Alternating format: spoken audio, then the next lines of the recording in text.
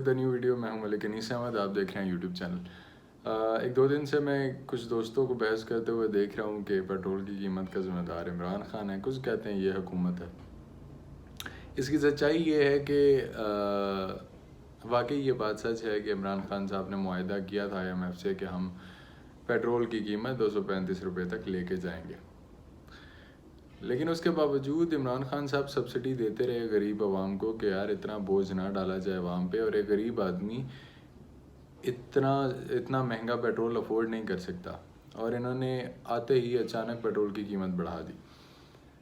अब बात ये नहीं है कि पेट्रोल की कीमत बढ़ा दी, 235 रुपये कर दिया, ठीक है, वक्त की ज़रूरत थी, हमने पहले नहीं बढ़ाया, अब बढ़ा दिया, ठीक है। लेकिन मसला ये है कि इससे एलीट क्लास को कोई फ़र्क नहीं पड़ रहा। आप देखें, जजों के लिए, जर्नलों के लिए, या फिर सरकारी अफसरों के लिए, बड़े जितने एलीट क्लास के लोग हैं उनके लिए तो पेट्रोल वैसे ही फ्री है। लेकिन और अगर आप ये भी देखें ना कि एक बंदा ऐसा है जो कि हफ्ते का 10,000 का पेट्रोल डलवाता है, वो 10,600 का डलवा लेगा, उससे क्या फ़र्क पड़ रहा है?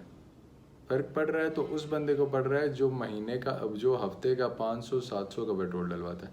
उससे जब 500 का पेट्रोल 700 का डलवाना पड़ता है तो उससे बहुत फ़र्क पड़ता है। तो इन्होंने हुकूमत में आके ऐसा क्या किया कि गरीब आवाम को रिलीफ मिल जाए और एलीट को थोड़ा रगड़ा मिल जाए? ऐसा कुछ नहीं हुआ। इन्होंने एलीट को लग्जरी दी और गरीब आवाम को विश्वाते रहे। ये बहुत आसान होता है ये कि आपको IMF ने दबाव डाला और आपने पेट्रोल की कीमत बढ़ा दी, तो ये गलत हुआ। आपके पास ऐसा नहीं कह सकते हम, अगर आपने IMF ने आपको कहा है कि आप पेट्रोल की कीमत बढ़ाएं, तो ऐसा नहीं था कि आपके पास सेकंड ऑप्शन था ही नहीं। आप कुछ टाइम के लिए चलें, आप कुछ टाइम के लिए सब कुछ इनकी अलाउंसेस वगैरह, सारे जो जज वगैरह हैं, सारे जो सेनेटर्स वगैरह हैं, इनके सारे अलाउंसेस ख़त्म कर देते कुछ टाइम के लिए। कम से कम आवाम को ये तो होता कि भाई हम अकेले नहीं पिस रहे। लेकिन आपने एलीट क्लास के लिए तो कुछ भी नहीं किया, आपने उन्हें तो उसी तरह लग्जरी दी हुई है। तो ये एक बहुत बड़ा फ़र्क है। इस चीज़ के मैं ख़िलाफ़ हूँ। पेट्रोल की कीमत बढ़ गई वो मसला नहीं है, वो आपका, अगर आप पहले सब्सिडी देते रहे तो आपको आप बढ़ाना वक्त की ज़रूरत थी एक। साथ ही साथ गैस की कीमतें भी बढ़ गई हैं, 44% जो है वो गैस की कीमत बढ़ चुकी है। तो इस सब को कंट्रोल करने के लिए इन्होंने क्या किया? ये लोग जब आए तो ऐसा नहीं है कि इन्हें नहीं पता था कि मुल्क की क्या हालत है, लेकिन अब ये लोग आ गए हैं तो उनके पास क्या प्लान है कि सब चीज़ों को कंट्रोल करना है। गरीब आवाम पिसती जा रही है, एलीट को कोई फ़र्क नहीं पड़ रहा, ये फ़र्क है। और ऊपर से हमारी आवाम भी ऐसी है।